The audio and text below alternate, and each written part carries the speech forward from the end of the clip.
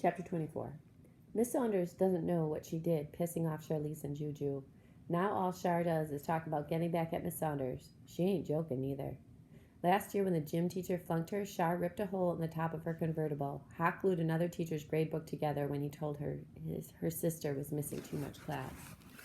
Me and Char and the twins are hanging out behind the school when Char says Miss Saunders is going to get it the worst, that we're going to meet tomorrow at school at the crack of dawn to start messing up Miss Saunders. I'm watching the sky. Lightning is flashing across it like God is trying out his electricity, and the clouds are black, like rain's going to pour any minute. I'm scared of storms. Char ain't. She loves watching rain beat on people and lightning chase people inside. We're going to jack Miss Saunders up, she says, putting another coat of blueberry grape polish on her nails. I hate that ugly woman. Hate her. I think about telling Char about the conversation I heard between Miss Saunders and Ty in the auditorium, but I don't. I ain't no squealer. Never was. Never will be. Give me 5, Raina says, walking over to Char, ignoring me. What's shaking? Char tells Raina how we're going to get even with Miss Saunders. It's payback time, Char says, laughing out loud. I ignore them and keep watching the sky. You know that big globe Miss Saunders got in her room, the one she says cost all that money? Well, that's going to be the first to go, Char says. Gonna carve that sucker in two like a Thanksgiving turkey. Raina and Ray slap each other 5 and talk about spray painting the walls. You gonna do all that just because you got in-house detention, I ask? Char and the twins turn away from me. I swallow hard. You been on detention before, Char. Why are you getting all crazy now, I ask. Char keeps polishing her nails. Ain't nobody ugly as Miss Saunders gonna be embarrassing me every time I turn around, then go ragging on me to my sister Juju. I can't just let that go. Just wait. Tomorrow morning's just the beginning. I can't get in no more trouble with Miss Saunders, I whisper. Shut up, Malika, Ray says. Char knows what she's doing. I sure do, Char says, throwing her nail polish at my head. The bottle misses me, but breaks open on the steps.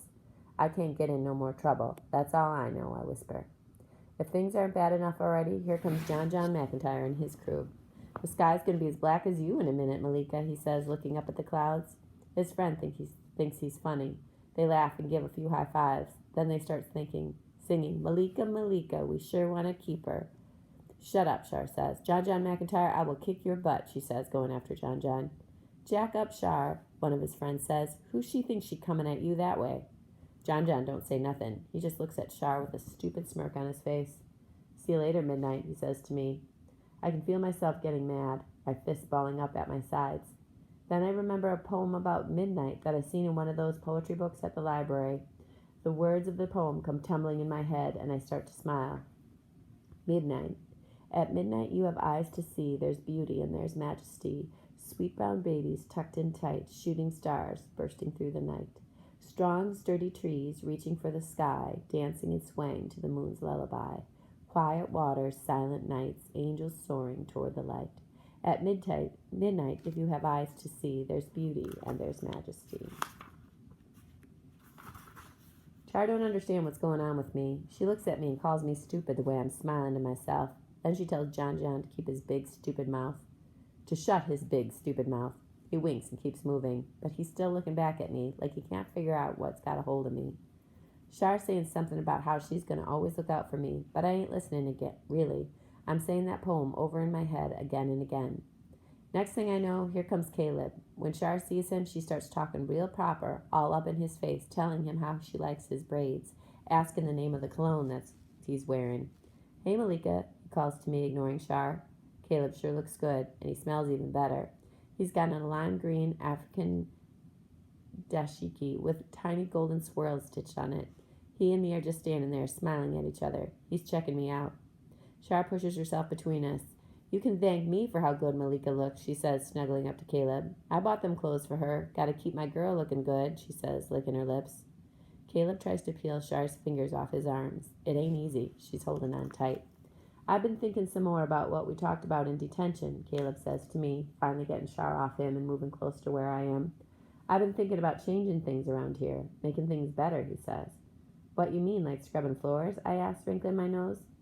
Some of us are getting together to talk about ways to improve McClinton. You should come, Malika, he says, peeling Char's hand off him again. Malika is busy, Char snaps. Yeah, I say, busy. Come after you're done then, Caleb says. Char burst out laughing. Sure, Malika will come after she's done. Me too. I'm coming too. We're all going to help save the school, right, Malika? She says, shoving me so hard I almost fall down. I'm half listening, trying to figure a way out of this mess. Ever since Shar came up with this plan of ruining Miss Saunders, I've been praying for God to give me a strong spirit like Akilma's and Kinjari's. Listen up, Malika, Caleb says, grabbing hold of my arm and whispering in my ear. Your girl, Shar, is whacked. You better stay clear of here before she ends up taking you down with her. Shar and me are friends, I say quietly. Yeah, right, Caleb says, shaking his head. Shar's the kind of friend that will get you locked up or shot up, he says, walking away. When Caleb is all the way down the street, I can still smell his cologne. I can still hear him warning me to stay clear of Shar. He don't know what he's saying, though. You can't just stop being Shar's friend. She don't go for nothing like that. Malika, get over here, Shar's screaming at the top of her lungs like I'm far away. My heart starts beating fast and wild. I know Shar's plan ain't gonna mean nothing but trouble for me, but I got to go along anyhow. Nobody ever turns their back on Shar, not unless they're tired of living or saying something stupid like that.